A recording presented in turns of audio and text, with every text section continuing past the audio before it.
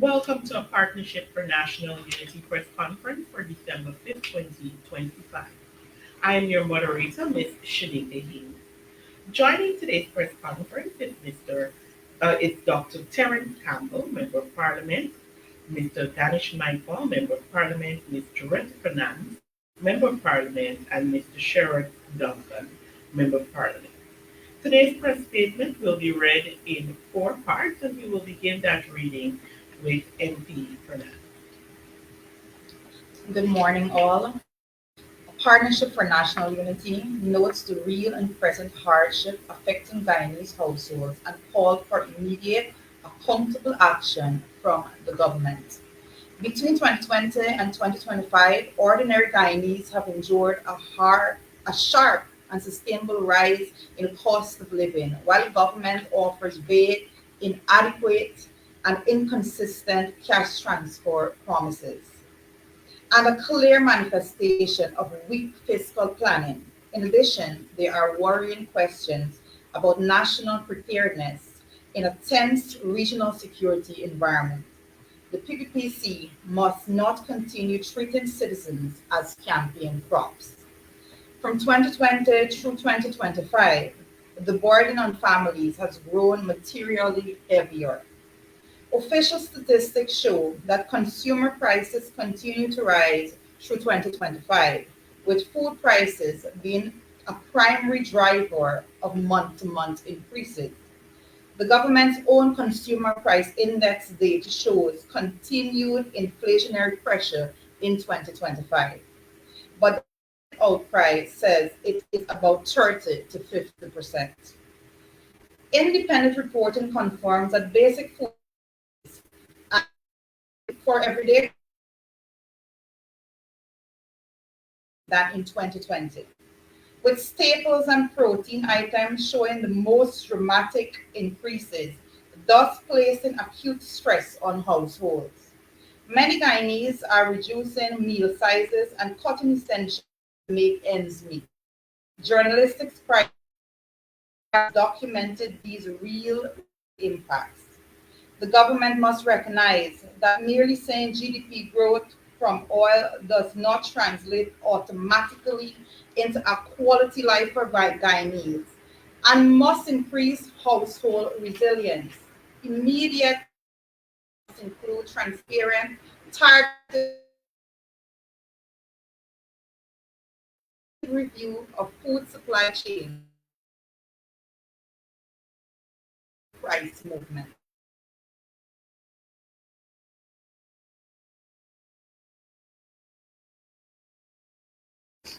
Have publicly discussed one-off cash payments and other benefits tied to the country's oil windfall. President Irfan Ali recently told Guyanese that if you behave yourself, you get it this year. Language that is disrespectful, improper, politically coercive, and entirely unacceptable as national social policy. Considering the challenges of citizens of Guyana, particularly among those living in poverty, the APNU proposes a prompt increase in grant distributed to eligible citizens over.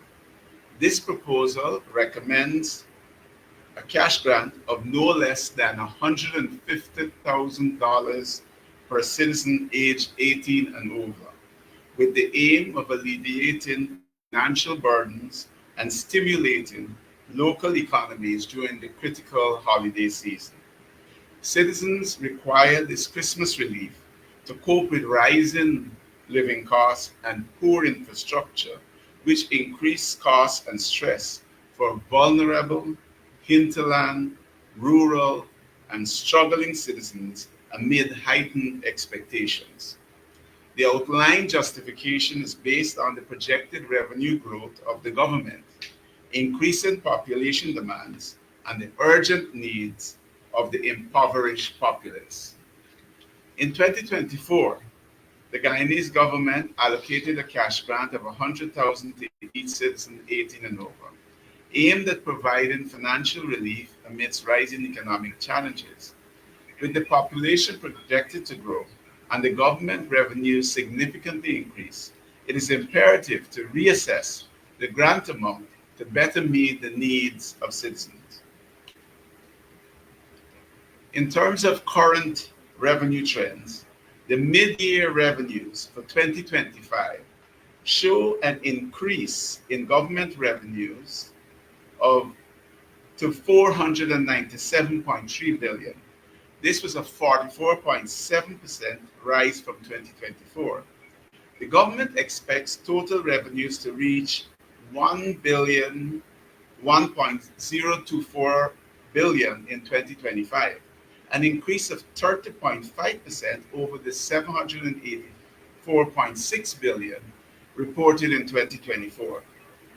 Given the early startup of the yellowtail FPSO and the expected rise in oil production, this estimate of 1.024 billion may be conservatively low. The APNU estimates that by December 2025, approximately 604,000 citizens will qualify for the cash grant. The proposed grant of 150,000 per citizen will result in a total expenditure of Guyana $90.6 billion. This amount represents a manageable percentage of the total projected government revenues, proving the feasibility of this proposal. The considerations taken into account in making this recommendation include a recent Inter-American Development Bank report, which highlighted the fact that approximately 58% of Guyanese currently live in poverty. The cash grant is essential for those struggling with basic needs. It will provide immediate support and enhance their quality of life. The cash grant will increase cash flow among citizens. It will boost local economies as beneficiaries will likely spend the grant on essential goods and services. This infusion of cash can stimulate demand in various sectors, also promoting job creation and economic revitalization. The proposed cash grant of a minimum 150,000 per citizen is not merely an expenditure. It is an investment in the well-being and future of the Guyanese population. By taking into account the current economic climate, projected revenue growth, and the pressing needs of citizens living in poverty, the APNU stands firm in recommending the disbursement of this cash transfer before the Christmas holidays. This initiative will help in alleviating financial strains faced by many families and further contribute to a vibrant and resilient economy in Guyana. We recommend immediate approval of the cash transfer and urge the government to approach Parliament in short order to initiate the approval process for the proposed cash transfer to ensure prompt disbursement. The APNU also recommends a public awareness campaign to inform citizens about the cash transfer and to encourage responsible spending to maximize economic benefits. The APNU also plans to initiate public protests to force the government to act. In this regard, the APNU is calling on all Guyanese to join us at the Square of the Revolution at 10:30 a.m. on Monday, December 8th, in a protest to call for the immediate disbursement of the cash grant before the Christmas holidays. Further, the APNU is calling on the government to establish a framework to continually assess the impacts of the cash transfer on poverty levels and economic activity, ensuring that future policies are informed and effective. This serves as a call to action for all stakeholders in Guyana to unite in support of the citizens and elevate the standard of living through strategic financial interventions. APNU supports intelligently designed and predictable cash transfers that are properly budgeted and clearly communicated. We reject ad hoc public pronouncements that raise expectations without setting out who qualifies, how and when payments will be made, and funds appropriated. APNU affirms that Guyanese households must receive the promised cash grant before Christmas. Any delay or confusion arises solely from the PPPC's failure to publish eligibility rules, timelines, and proper appropriations. Thank you. MP Ganesh Michael. Thank you very much. Planning and budgeting failures, rhetoric over reality. Over the last parliamentary cycle, the PPPC has repeatedly framed major commitments as policy wins without showing the long-term budgetary planning to support them. The 2025 budget speech promised ambitious programs, many of which have not been realized. APNU remains concerned about the adequacy of risk assessment, contingency arrangements, and transparent fiscal buffers. Good governance requires that recurrent commitments be matched with sustainable financing, credible costing, and measurable performance indicators. Government too often makes promises without a thorough policy, budget, and implementation plans. This creates a promise today, shortfall tomorrow dynamic that disadvantages ordinary people. This pattern of announcing first, cost and plan later creates avoidable delivery failures. When social programs are implemented without budget certainty and procurement transparency, households lose trust and public money is at risk for corruption. APNU therefore calls for a published midterm fiscal framework aligned to programmatic commitments. B. Strengthening parliamentary scrutiny, including prompt release of supporting costings and sensitivity analysis. And C. A public register of major projects and their procurement status to reduce uncertainty and corruption risk. In other words, put Parliament and its various committees in place as the Constitution dictates. Thank you. MP Sheriff Johnson. Thank you very much, colleagues. On the issue of security and our preparedness, as a country, Guyana has several vulnerabilities that has real-world consequences. Guyana's geopolitical and domestic security environment is changing. While the government has announced increased allocations for national defense, critical questions remain about whether the strategic assessment, capability development, and civil defense arrangements are matching our evolving threats. Recent government announcements of higher defense allocations must translate into clear plans for the border security, intelligence improvement, and disaster resilience for our communities. APNU has noted the analysis from the security policy commentators, warning that our country's porous borders, rapid economic change, and our infrastructural gaps create many vulnerabilities, both conventional and hybrid. And this requires rigorous cross-agency preparedness. Citizens deserve assurance that the state can protect lives, livelihoods, and critical infrastructure without emergency improvisations. The regional climate is one of great concern, as any incursion into our neighbor raises the significant effects of migration and those concomitant issues. The threat of retaliatory strikes is also of concern, and it puts the Guyanese people and government institutions at tremendous risk. APNU therefore recommends a nonpartisan public national security assessment, accelerated investment in intelligence, coastal and border surveillance. In addition to that, civil defense capabilities, transparent reporting to Parliament on defense procurement, training outcomes, and interagency contingency planning, and as well, public advisories on issues that can put citizens in an adequate position with regard to potential issues that can affect their daily lives. Guyanese are not asking for a political point scoring in this regard.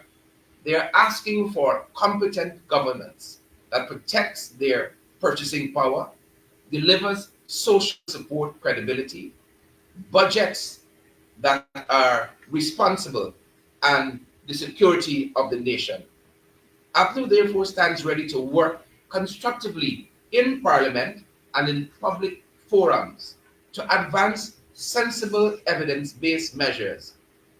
The APNU demands that the government must publish the full implementation plan and appropriation details for the promised cash transfer program, release a medium-term fiscal framework aligning recurrent programs to sustainable financing, and finally, order an independent national security assessment with recommended timelines and budgets for priority action to be tabled in Parliament soonest. Thank you. Thank you. The floor is now open for questions on the press statement. We'll also open at the same time for any other questions.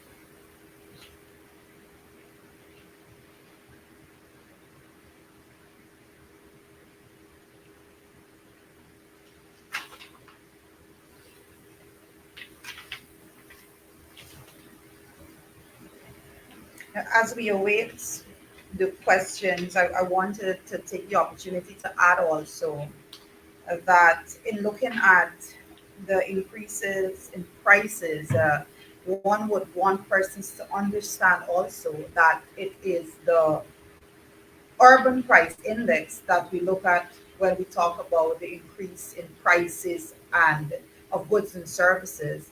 All the data that is being produced by the Bureau of Statistics, those data refers to urban prices and does not take into consideration rural prices. For example, in the hinterland, where those prices are significantly greater and the increases are more burdensome on citizens living in the hinterland. So when we talk about having measures to deal with these increases, we definitely also call on the government to make sure that adequate consideration is given to the hinterland and how those measures needs to be amplified so that the hinterland would have adequate relief as well. We're living in a country in which every day we're hearing about so many issues going on in hinterland outlying areas, and it is on us to bring highlight to these issues. And I want to say that the APNU, as we have been doing our work on the ground, as we've been continuing to meet with the citizens, even persons living on the coastline that came from the hinterland continue to ask us every single day to make sure that every measure we fight for include representation and include meaningful benefits to persons living in hinterland. So I want to know that just Mr. Duncan would be able to further say, even on our campaign when we were in the hinterland regions, it was in Bamada, a water cooking gas was $15,000. So it brings a real life understanding of what it is like living there and what the actual inflation is in the hinterland. So when we talk about it on the coastline and we give you these that is produced by the Bureau of Statistics, it does not take into account the rural areas, and it only looks at the urban consumer prices. And I just wanted to make that differentiation because I believe it is absolutely important that we know that there is a big difference when talking about price increase in Guyana. And Judy raises a very, very important point there.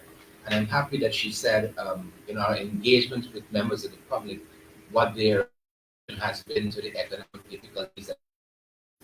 But the report said have it in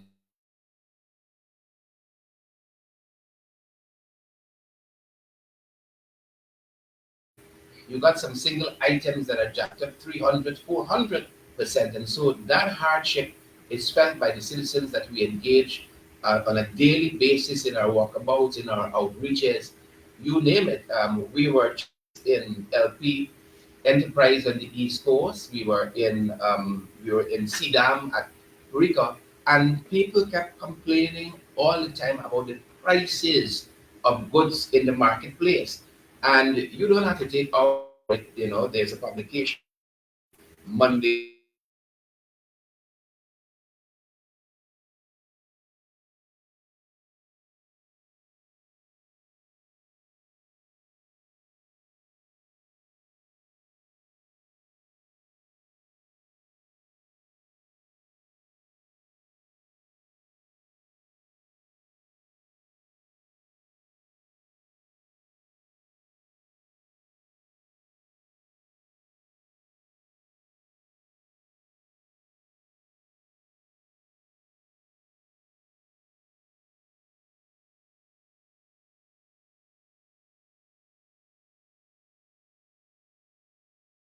We're about to go over $1 trillion in our intake in oil revenues. And I think when we do the costing on the cost of living, this $150,000, 2,000 was promised by the government. It's about 10% of national income in terms of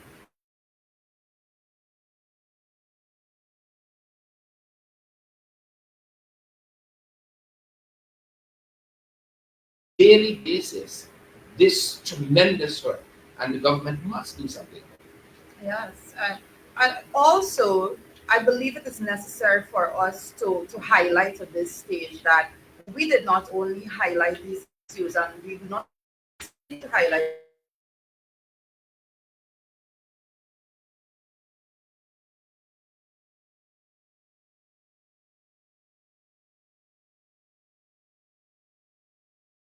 identify the transportation cost. It is very strong form during the campaign. Identify solutions. We spoke about making sure that we subsidize cost of travel. We spoke about subsidizing cost of staple goods to go into the hinterland and all of those things. We want to say that at no point in time did we just come out and say, oh, we're identifying these issues. We provided real solutions. We spoke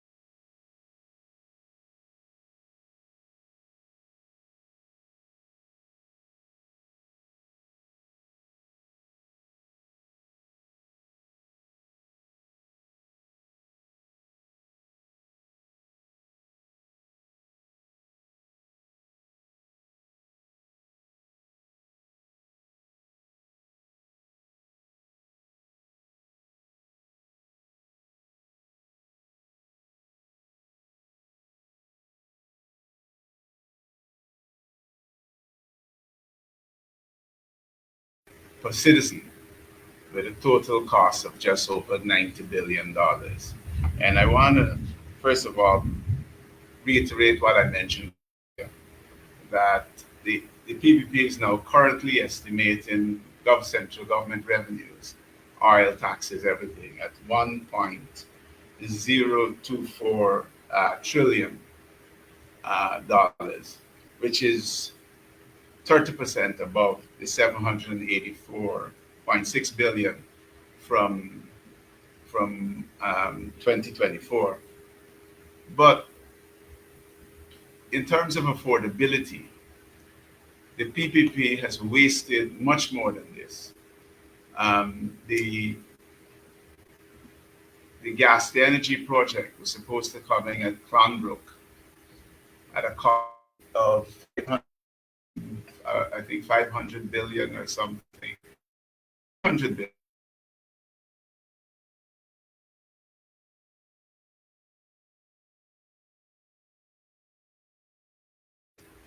The just stabilizing the gas to energy plant has cost an extra 100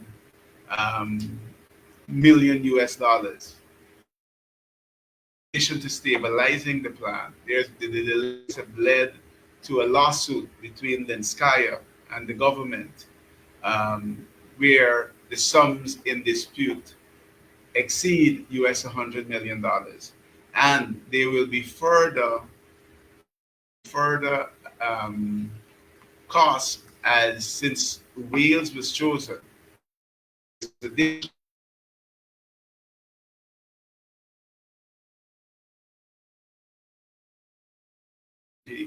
plant, the second turbine, that turbine will have the same extra cost for stabilization that the first turbine experienced.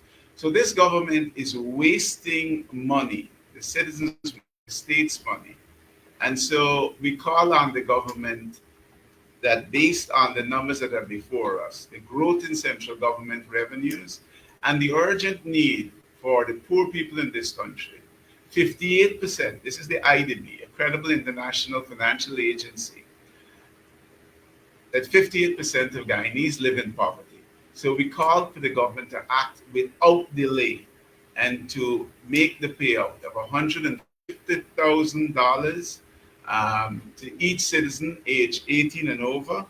And we call on all Guyanese to come out on Monday at 10:30 a.m. at the Square of the Revolution, where we will protest and shame the government.